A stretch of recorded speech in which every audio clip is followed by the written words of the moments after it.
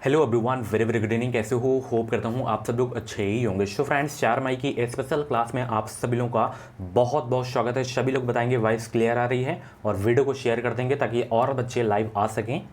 Class को start किया जाए। और भी जो क्लासेस हो गई हैं उनको आप प्ले लिस्ट में जाके देख सकते हो। प्ले लिस्ट में आपको सभी सब्जेक्ट की जो है क्लासेस मिल जाएंगी। ओके ना? चलिए क्लास को स्टार्ट करते हैं। पहला प्रश्न आपकी स्क्रीन पे आ गया है। ये सारे के सारे क्वेश्चन आपके जो है प्रीवियस ईयर के जो है क्वेश्चन है। ओके, चलिए प्रश्न है, उगते हुए सूरज का देश किसे कहा जाता है? बताएंगे सब लोग, उगते हुए सूरज का देश किसे कहा जाता है? जापान को कहा जाता है। पहला का ऑप्शन बी आपका बिल्कुल करेक्ट हो जाएगा। किस संविधान संशोधन के द्वारा मत अधिकार की आयु को 21 वर्ष से घटाकर 18 वर्ष कर दिया गया था? बहुत इंपॉर्टेंट क्वेश्चन है। बताइए वो कौन सा संविधान संशोधन है जो मताधिकार की जो आयु 21 वर्ष थी पहले, उसे घटाकर 18 वर्ष कर दी गई है? तो वो है 61वां संविधान संशोधन। ऑप्शन सी आपका बिल्कुल करेक्ट हो जाएगा। विश्व शिक्षक दिवस कब मनाया जाता है? विश्व शिक्षक दिवस एक विश्व हो जाएगा, एक राष्ट्रीय हो जाएगा। राष्ट्रीय पूछे तो आपका जो है 5 सितंबर को हो जाएगा। विश्व शिक्षक दिवस पूछे तो 5 अक्टूबर हो जाएगा। तीसरा का ऑप्शन ए करेक्ट हो जाएगा। नेक्स्ट क्वेश्चन है, किसके द्वारा खालसा पंथ की स्थापना की गई थी? बताएंगे सब लोग, किसके द्वारा खालसा पंथ की स्थापना की गई है? किसके द्वारा खालसा पंथ की स्थापना की गई है? गुरु गोविंद सिंह के द्वारा की गई है। ऑप्शन बी आपका बिल्कुल करेक्ट हो जाएगा। अगला प्रश्न डैम से है। भाखड़ा नागल परियोजना किस नदी पर स्थित है? महानदी पर, कृष्णा नदी पर, या सतलज नदी पर, या ताप्ती नदी पर? 5 का जवाब दीजिए सब लोग। भाखड़ा नागल परियोजना किस नदी पर स्थित है? तो ये है सतलज नदी पर। ऑप्शन बी आपका बिल्कुल करेक्ट हो जाएगा। सूर्य ग्रहण होता है जब क्या होता है? बताइए। सूर्य पृथ्वी और चंद्रमा के बीच आ जाता है, या इनमें से कोई नहीं, या पृथ्वी सूर्य और चंद्रमा के बीच होती है, या चंद्रमा सूर्य और पृथ्वी के बीच आ जाता है? तो सूर्य ग्रहण होता है जब चंद्रमा जो है सूर्य और पृथ्वी के बीच आ जाता है। तो ऑप्शन डी आपका बिल्कुल करेक्ट हो जाएगा। एनसीटी का फुल फॉर्म बताना है आपको। एनसीटीई का फुल फॉर्म बताइए आप सभी लोग। सभी को भाई गुड इवनिंग। वीडियो को लाइक करके शेयर कर दो सब लोग, और चैनल पे पहली बार आओ तो सब्सक्राइब जरूर कर लेना। हमारे चैनल से आपको निश्चित ही मदद मिलेगी। जो भी बीएड पुलिस परीक्षा की अपडेट आएगी वो अपडेट आपको सबसे पहले हमारे चैनल के माध्यम से ही देखने को मिलेगी। तो एनसीटी का जो फुल फॉर्म होता है national council for teacher education होता है। ऑप्शन ए आपका बिल्कुल करेक्ट हो जाएगा। जैनवाद के अनुसार कितने तीर्थंकर थे? 24, 25, 20 या 22? बताएंगे सब लोग, जैनवाद के अनुसार कितने तीर्थंकर थे?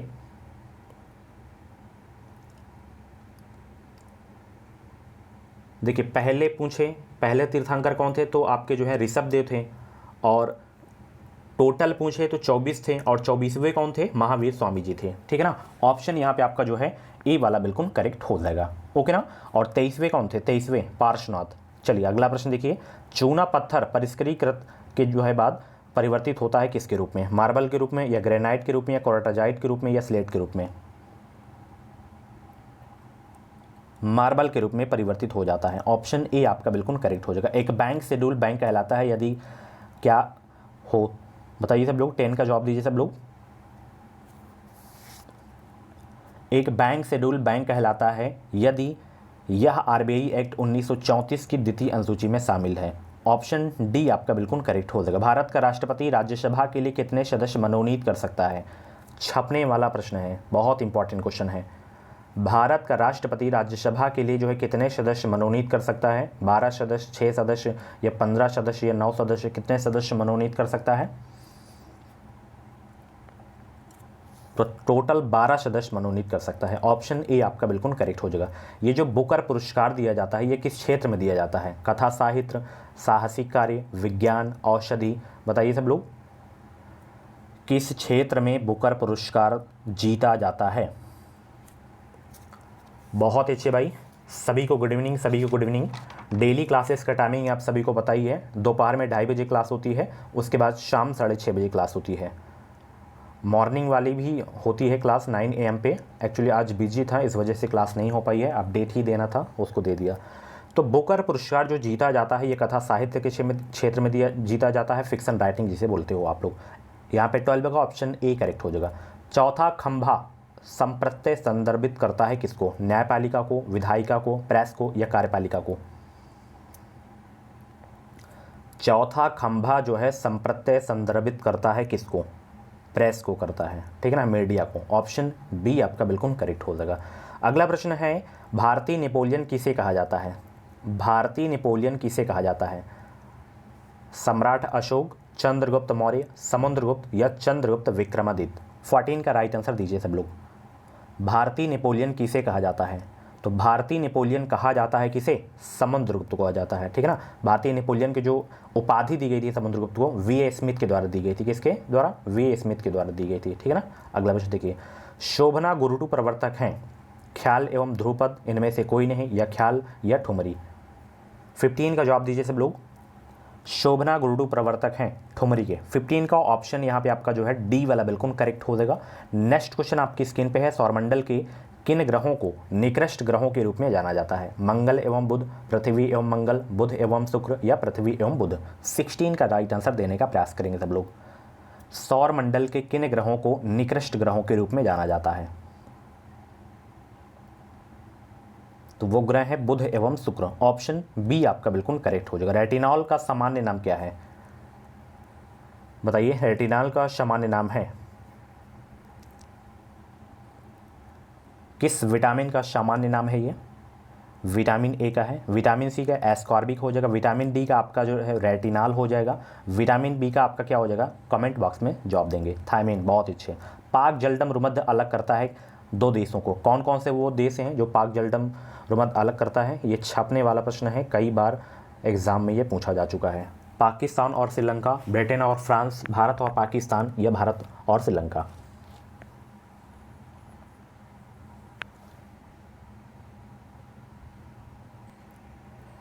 तो देखिए, पाक जलडम रुमध्य जो है ये भारत और श्रीलंका को जो है अलग करता है, तो यहाँ पे ऑप्शन डी आपका बिल्कुल करेक्ट हो जाएगा। नेक्स्ट क्वेश्चन आपकी स्क्रीन पे है कि संविधान के किस अनुच्छेद में निर्वाचन आयोग के विशेषाधिकार निहित हैं? बताइए, निर्वाचन आयोग 350, 280, 280 में तो आपका वित्त आयोग है, 356 में राष्ट्रपति शासन है, 324 या 350, इन दोनों में से बताइए सब लोग।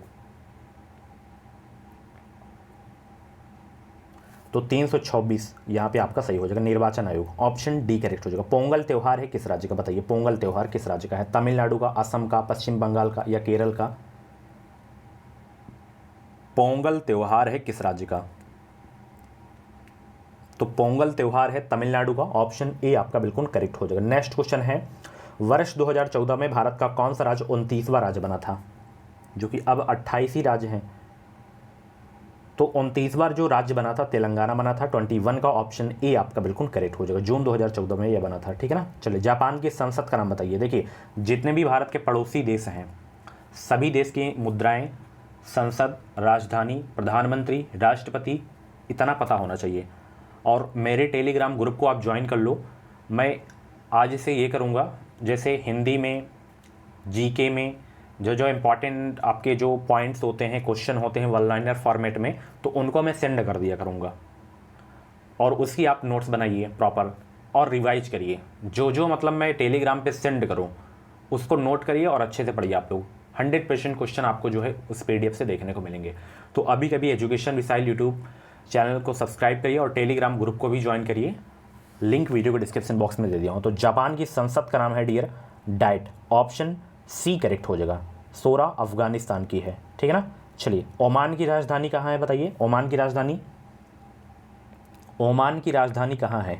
मस्कट। ऑप्शन डी करेक्ट हो जाएगा। देख रहा आप लोग, कैपिटल करेंसी से क्वेश्चन यहाँ पे देखने को मिल गए हैं आपको। बिहू जो है किसका मुख्य त्यौहार है? किस राज्य का? असम, गुजरात, उड़ीसा या पश्चिम बंगाल?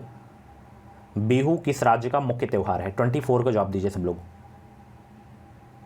तो बिहू जो है असम का मुख्य त्यौहार है। ऑप्शन यहाँ पे ए आपका बिल्कुल करेक्ट हो जाएगा। भारत के संविधान के अनुच्छेद किसमें मौलिक कर्तव्यों का वर्णन है? बताइए, किसमें जो है मौलिक कर्तव्यों का वर्णन है, किस अनुच्छेद में? तो 51A में मौलिक कर्तव्यों का वर्णन है। ऑप्शन बी आपका बिल्कुल करेक्ट हो जाएगा। विटामिन सी की कमी से होने वाला रोग कौन सा होता है? विटामिन सी से स्कर्वी होता है। ऑप्शन डी करेक्ट हो जाएगा। आज आपका स्कोर जाना चाहिए अच्छा खासा। सतत विकास लक्ष्यों को प्राप्त करने हेतु संयुक्त राष्ट्र द्वारा कौन सी अवधि निर्धारित की गई है? कौन सी वो अवधि है? बताइए सब लोग। सतत विकास लक्ष्यों को प्राप्त करने हेतु तो वो है 2016 से 2030। ऑप्शन बी आपका बिल्कुल करेक्ट हो जाएगा। कैलाश सत्यार्थी जो है संबंधित है किससे? कैलाश सत्यार्थी संबंधित है किससे? निर्मल भारत अभियान से, बचपन बचाओ आंदोलन से, नर्मदा बचाओ आंदोलन से, या चिपको आंदोलन से? तो कैलाश सत्यार्थी जो है संबंधित हैं बचपन बचाओ आंदोलन से। 28 का ऑप्शन बी आपका बिल्कुल करेक्ट हो जाएगा। अच्छा, ये बचपन बचाओ आंदोलन जो है किस वर्ष शुरू हुआ था? 1980 में शुरुआत हुई थी, ठीक है ना, इस आंदोलन की।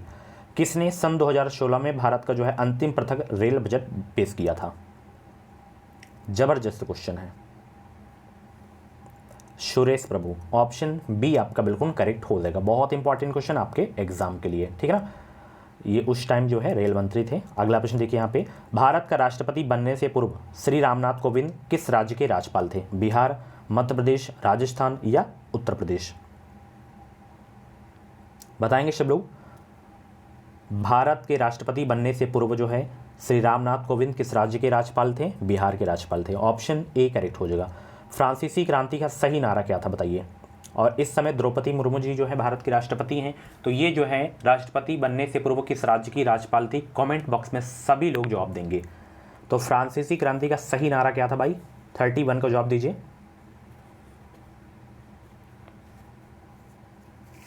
तो हो जाएगा स्वतंत्रता, समानता और भ्रातृत्व। ऑप्शन सी करेक्ट हो जाएगा। नेक्स्ट क्वेश्चन देखिए, निम्न में से किस खिलाड़ी ने रियो पैरालंपिक्स 2016 में ऊंची कूद में स्वर्ण पदक जीता था? पीवाईक्यू है, तो पीवाईक्यू में आपको करंट के भी क्वेश्चन देखने को मिलेंगे। तो यहाँ पे मरियप्पन थंगावेलु करेक्ट आंसर हो जाएगा। न्यायमूर्ति जो है दलवीर भंडारी चर्चा में रहे क्योंकि वह क्या थे?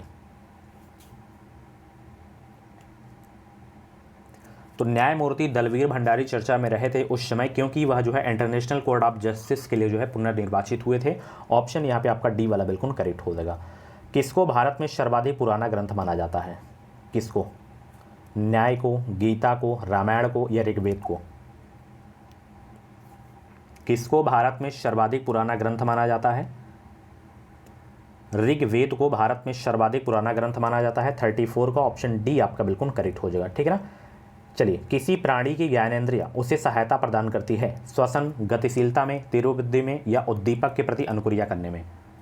किसी प्राणी की ज्ञानेंद्रिय उसे सहायता प्रदान करती है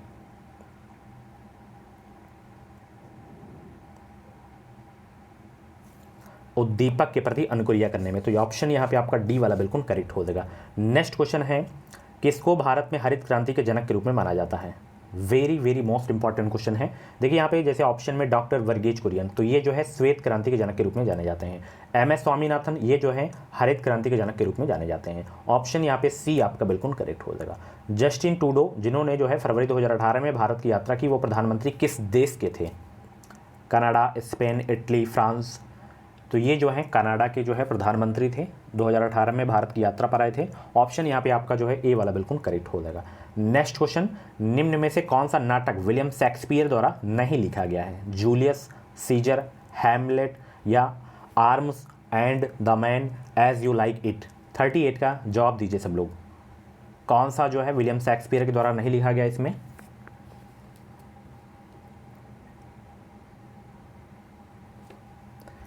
तो ये वाला नहीं लिखा गया है, आर्म्स एंड द मैन। ये जो है किसके द्वारा लिखा गया है? ये जो है जॉर्ज बर्नार्ड के द्वारा लिखा गया नाटक है। ऑप्शन सी करेक्ट हो जाएगा। राष्ट्रीय प्रतिरक्षा संस्थान स्थित है कहाँ? बताइए सब लोग, राष्ट्रीय प्रतिरक्षा संस्थान स्थित है कहाँ? चेन्नई में, न्यू दिल्ली, मुंबई या बेंगलुरु? राष्ट्रीय प्रतिरक्षा संस्थान स्थित है कहाँ? तो ये नई दिल्ली में स्थित है। ऑप्शन सी आपका बिल्कुल करेक्ट हो जाएगा। अगला प्रश्न है, 2020 में ग्रीष्मकालीन ओलंपिक खेलों का आयोजन किस देश में किया जाएगा? 2020 में ग्रीष्मकालीन ओलंपिक खेलों का आयोजन किस देश में किया जाएगा? जापान में किया जाएगा। ऑप्शन ए आपका बिल्कुल करेक्ट हो जाएगा। अगला प्रश्न यहाँ पे कॉलम 1 है और कॉलम 2 है। तो कॉलम 1 और कॉलम 2 को जो है आपको जो है सम्मिलित करना है, जैसे एक तरफ बीमारी एक तरफ कारण। 41 का जवाब दीजिए सब लोग। रिंग वर्म का फंजाई में चला जाएगा, मलेरिया का जो है प्रोटोजोआ में चला जाएगा, कोलेरा का आपका जो है बैक्टीरिया में चला जाएगा, एनीमिया का लोह की कमी से एनीमिया होता है। तो यहाँ पे तीसरा वाला आपका सही हो जाएगा, ठीक है ना। स्क्रीनशॉट ले सकते हो आप लोग। निम्न में से कौन राज्य हड़प नीति से संबंधित है? बताइए कौन राज्य हड़प नीति से संबंधित भाई? Lord Ripon, Lord Curzon, Lord Minto, Lord Dalhousie. 42 को जवाब दीजिए सब लोग। और वीडियो को लाइक करो सब लोग, फटाफट वीडियो को लाइक करके शेयर कर दो, और चैनल को सब्सक्राइब नहीं किए हो तो सब्सक्राइब ज़रूर कर लेना। तो राज्य हड़प नीति से संबंधित इसमें भाई कौन है? लॉर्ड डलहौजी हैं। ऑप्शन यहाँ पे आपका डी वाला बिल्कुल करेक्ट हो जाएगा। कौन सा इनपुट डिवाइस नहीं है इसमें? इनपुट डिवाइस कौन सा नहीं है? Camera, keyboard, printer, mouse.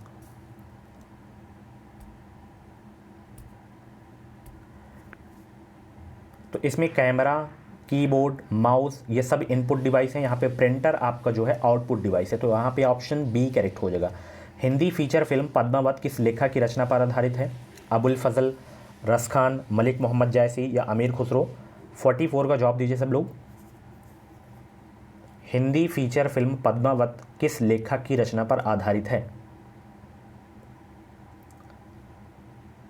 तो मलिक मोहम्मद जायसी की रचना पर आधारित है पद्मावत। ऑप्शन सी आपका बिल्कुल करेक्ट हो जाएगा। सोमनाथ मंदिर पर आक्रमण किया था किसने भाई? मोहम्मद बिन कासिम, इल्तुतमिश या मोहम्मद गौरी या महमूद गजनवी। 45 का जवाब दीजिए। सोमनाथ मंदिर पर आक्रमण किया था किसने भाई? तो सोमनाथ मंदिर पर आक्रमण किया गया था महमूद गजनवी के द्वारा। ऑप्शन यहाँ पे आपका जो है डी वाला बिल्कुल करेक्ट हो जाएगा। ठीक है ना, सोमनाथ मंदिर पर जो आक्रमण किया गया था 1025 में किया गया था, और सबसे फेमस अटैक यही था महमूद गजनवी का। अगला प्रश्न है सांख्य दर्शन का प्रतिपादक किसे माना जाता है? पतंजलि को, वाल्मीकि को या कपिल को या गौतम को? बताइए सब लोग, सांख्य दर्शन का प्रतिपादक किसे माना जाता है? बहुत इंपॉर्टेंट क्वेश्चन है, जबरदस्त क्वेश्चन है। तो सांख्य दर्शन का प्रतिपादक जो माना जाता है कपिल को माना जाता है। यहाँ पे ऑप्शन सी वाला बिल्कुल करेक्ट हो जाएगा। ठीक है ना, चलिए। प्रसिद्ध पुस्तक poverty and British rule in India के लेखक कौन है? दादा भाई नौरोजी, इनमें से कोई नहीं, या महात्मा गांधी या गोपाल कृष्ण गोखले। 47 का जवाब दीजिए। Poverty and British rule in India के लेखक कौन हैं? तो poverty and British rule in India के जो लेखक हैं वो है दादा भाई नौरोजी। 47 का ऑप्शन ए आपका बिल्कुल करेक्ट हो जाएगा। नेक्स्ट क्वेश्चन आपकी स्क्रीन पे, निम्न में से कौन प्रसिद्ध हिंदी पत्रिका सरस्वती के संपादक रहे हैं? पंडित पूर्णचंद्र, महावीर प्रसाद द्विवेदी, राजा शिव प्रसाद सितारे हिंद या बालकृष्ण भट्ट। तो महावीर प्रसाद द्विवेदी जी रहे हैं। ऑप्शन बी आपका बिल्कुल करेक्ट हो जाएगा। मदर पुस्तक किसने लिखी? मदर पुस्तक बेन जॉनसन ने, ऑस्कर वाइल्डे ने, टी.एस. इलियट ने या मैक्सिम गोर्की ने? मदर पुस्तक किसने लिखी थी? मैक्सिम गोर्की ने लिखी थी। ऑप्शन डी आपका बिल्कुल करेक्ट हो जाएगा। जीएसटी भारत में लागू किया गया कब? बताइए, जीएसटी जो है भारत में कब लागू किया गया था? गुड्स एंड सर्विस टैक्स, इसका फुल फॉर्म भी कभी कभी एग्जाम में पूछ लिया जाता है। तो जीएसटी भारत में लागू किया है गया है 1 जुलाई 2017 से। ऑप्शन यहाँ पे ये आपका बिल्कुल करेक्ट हो जाएगा। सबसे पहले कहाँ पे लागू किया गया था? असम में लागू किया गया था, और सबसे लास्ट में जम्मू एंड कश्मीर। चलिए, शशक पर्यायवाची शब्द है किसका? शशक जो है पर्यायवाची शब्द किसका? खरगोश का, शिशु का, चंद्रमा का या मृग का?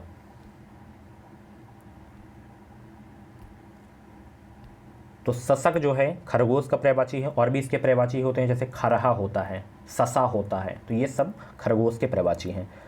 गंगा गए गंगादास, यमुना गए यमुनादास लोकभक्ति का सही अर्थ क्या होता है? अपने काम से काम रखना, तीर्थ यात्रा करना, महान भक्त होना या अवसरवादी होना? राइट आंसर दीजिए सब लोग।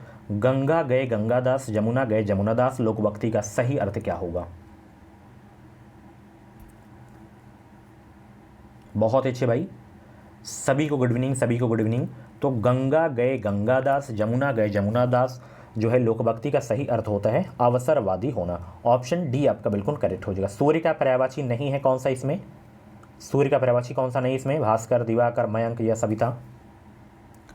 तो भास्कर भी है, दिवाकर भी है, सविता भी है। यहाँ पे मयंक सूर्य का पर्यायवाची नहीं है, तो ऑप्शन यहाँ पे आपका जो है बी वाला बिल्कुल करेक्ट हो जाएगा। मयंक जो है चंद्रमा का पर्यायवाची है। ठीक है ना। प्रत्येक का संधि विच्छेद बताइए, प्रत्येक का संधि विच्छेद सभी लोग। प्रतिधन एक, प्रत्यधन एक, प्रत्यधन एक, प्रतिधन एक, एक।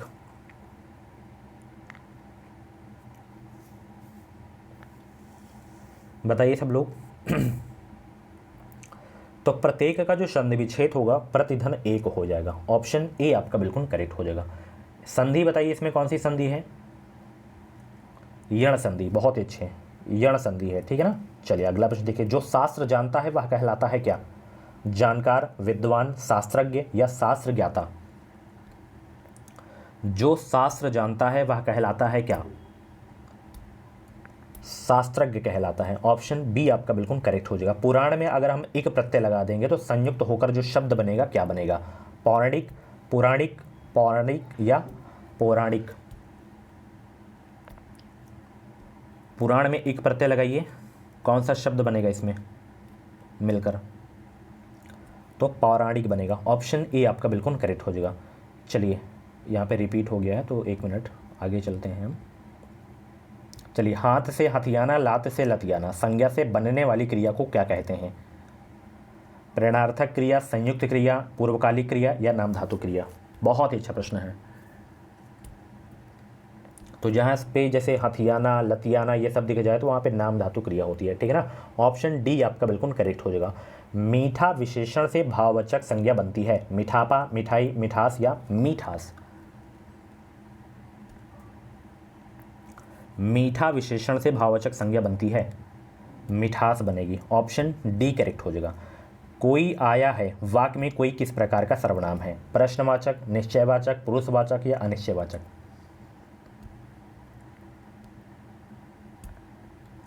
तो वाक्य में कोई दिख जाए आपको, कुछ दिख जाए आपको, तो वहाँ पे अनिश्चयवाचक सर्वनाम हो जाएगा। तो यहाँ पे 59 का ऑप्शन डी आपका बिल्कुल करेक्ट हो जाएगा। सर्वनाम की संख्या पूछे तो 11 होती है, सर्वनाम के भेद पूछे तो 6 होते हैं, ठीक है ना। जहाँ पे प्रश्न की बात की जाए वहाँ पे प्रश्नवाचक होता है, जहाँ पे निश्चय, निश्चित हो जैसे यह, तो वहाँ पे निश्चयवाचक हो जाता है, ठीक है ना। पुरुषवाचक सर्वनाम के जो है 3 भेद होते हैं, उत्तम पुरुष, मध्यम पुरुष, अन्य पुरुष, ठीक है। अगला प्रश्न देखिए यहाँ पे, निम्न में से जो है तत्पुरुष समास कौन सा है? तत्पुरुष समास किसमें है?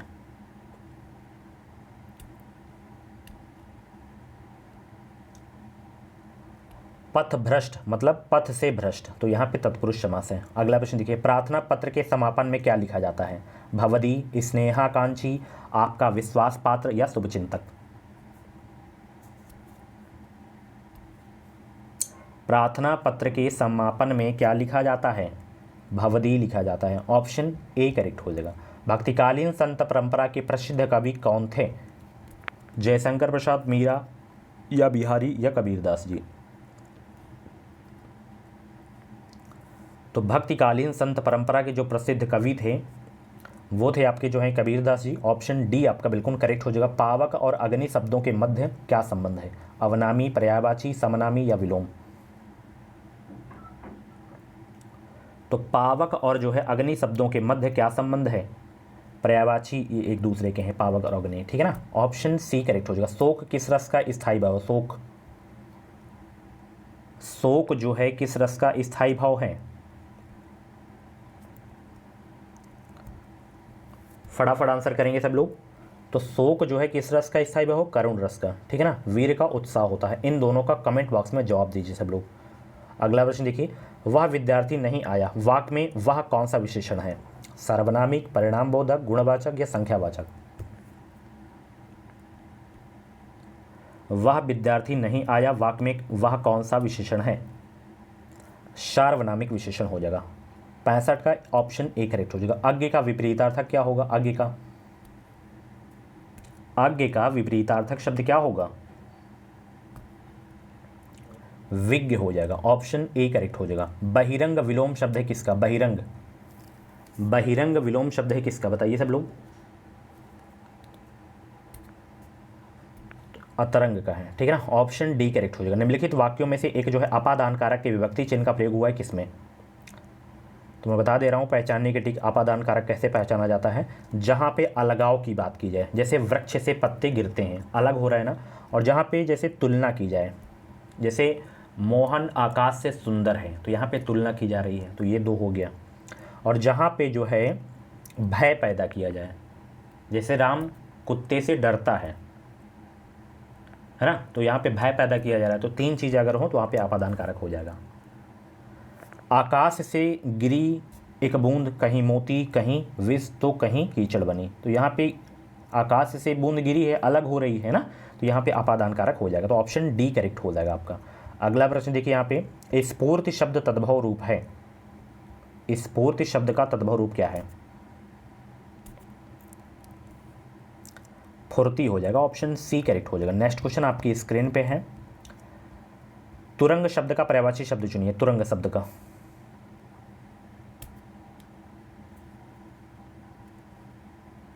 तुरंग शब्द का पर्यायवाची हो जाएगा वाजी, ऑप्शन बी करेक्ट हो जाएगा। निम्नांकित शब्दों में से इस स्त्रीलिंग शब्द है कौन सा, स्त्रीलिंग शब्द कौन सा है?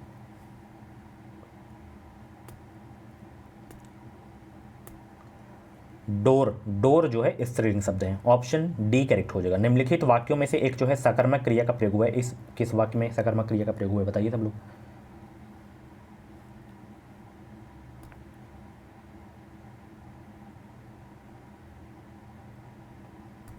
राम सो रहा है, इसमें आपका सकर्मक क्रिया का प्रयोग हुआ है। हिंदी दिवस मनाने की तिथि क्या है? तो हिंदी दिवस मनाया जाता है 14 सितंबर को। विश्व हिंदी दिवस कब मनाया जाता है? कमेंट बॉक्स में जवाब दीजिए। विश्व हिंदी दिवस।